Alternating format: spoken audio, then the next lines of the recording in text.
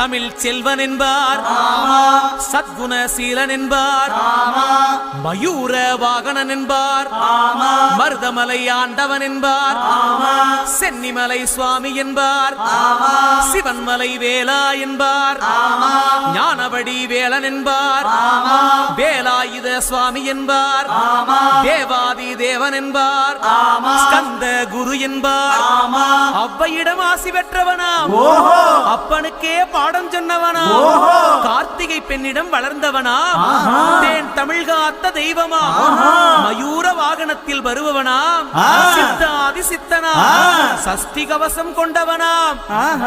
அப்படிப்பட்ட முருகனவே ரொம்ப ரொம்ப சின்னவனா. முருகன் சின்ன சின்ன முருகைய